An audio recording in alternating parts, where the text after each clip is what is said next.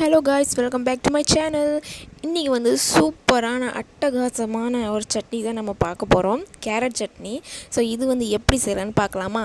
வாங்க. இதுக்கு தேவையான பொருள் வந்து வத்தல், சீரகம், தக்காளி, பொடி வெங்காயம், மல்லி இலை, கேரட், அப்புறம் இஞ்சி பூண்டு. ஸோ இதை வந்து நம்ம லைட்டாக எண்ணெயில் வதக்க போகிறோம். வாங்க. ஸோ எண்ணெய் ஊற்றிக்காங்க கடாயில். அதுக்கப்புறமா நீங்கள் சீரகம் சேர்த்துக்காங்க.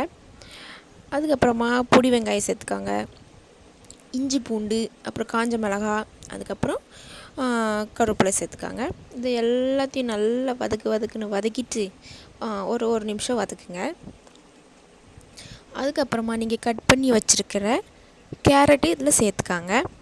அதையும் போட்டு நல்லா வதக்கிக்காங்க. அதுக்கப்புறமா நீங்கள் தக்காளி சேர்த்துக்காங்க.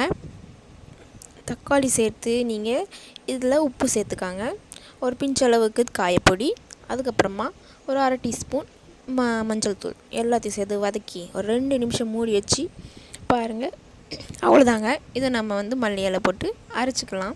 அரைச்சாச்சு. இதை இப்போ நம்ம தாளித்து எடுத்துக்கலாம். ஸோ இப்போ ஒரு கடாயில் நீங்கள் எண்ணெய் ஊற்றி கடுகு சேர்த்து வெங்காயம் சேர்த்து கருவேப்பிலை சேர்த்து நம்ம அரைச்சிருக்கிறத வந்து இதில் ஊற்றிடலாம். நீங்கள் வேணும்னா தண்ணி சேர்த்துக்கலாம், வேணும்னா கெட்டியாக வச்சுக்கலாம். ஸோ அவ்வளோதாங்க, நம்மளோட கேரட் சட்னி சூப்பராக ரெடி ஆகிடுச்சு. நல்லா கமகமன்னு வாசனை வருது. வாங்க, இது கூட சுட சுட நம்ம தோசை சுட்டுடலாம். உங்களில் யாருக்கெல்லாம் தோசை ரொம்ப பிடிக்கும்னு கமெண்ட் பண்ணுங்கள்.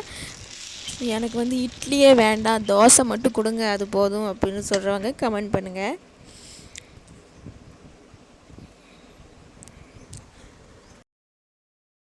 தோசை ரெடி. இப்போ நம்ம சட்னி ஊற்றி சர்வ் பண்ணலாம். அவ்வளோதாங்க. இந்த காம்பினேஷன் எப்படி இருக்குன்னு நீங்களும் ட்ரை பண்ணி என் கூட ஷேர் பண்ணுங்கள்.